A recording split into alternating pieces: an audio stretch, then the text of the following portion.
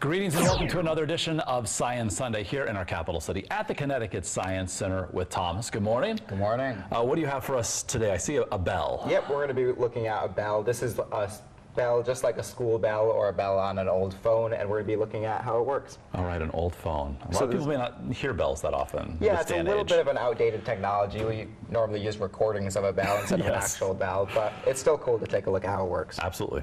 So we've got a couple different components here. We've got these big cylinders we have wires wrapped around them, and when I plug in the batteries here, they're going to become electromagnets. We've also got this strip of metal on the side, which is going to become attracted to the electromagnets. And then we've got this thing that's going to tap against the bell over and over. And then the other thing to see is this tiny little pin right here, which is completing the circuit. And every time the bell is moved away, or every time this metal piece is moved away from that, it's going to break the circuit because those pieces of metal are no longer in contact.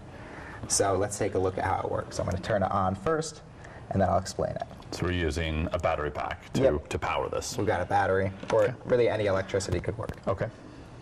And then there's a switch down here, and when I turn it on,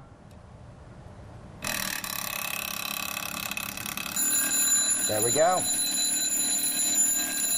So, when the electricity, when I turn it on using the switch, these electromagnets become magnetized and they start attracting this metal bar towards them. So it gets pulled in and it taps the bell, but then, because the circuit is no longer connected here, because we pulled these two pieces of metal apart, now these electromagnets are going to turn off, and so the bell is going to be, or this arm is going to be allowed to fall back against here.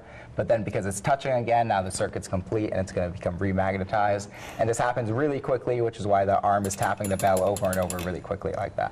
And then by screwing this one way or another, you adjust the distance and then therefore the sound of the bell. Yeah, so you can see if I unscrew it too much, the bell actually, or the arm actually isn't going to tap against that. And then we can increase the sound by. Excellent. Cool. There we know how a bell works, an old school bell. Yeah. Good stuff. Also, cool things happening here at the Science Center today and tomorrow because it is a holiday weekend. We've got our Buzz Lightyear Character Day going on for today and tomorrow. So that's noon to 2, included with general admission or your membership.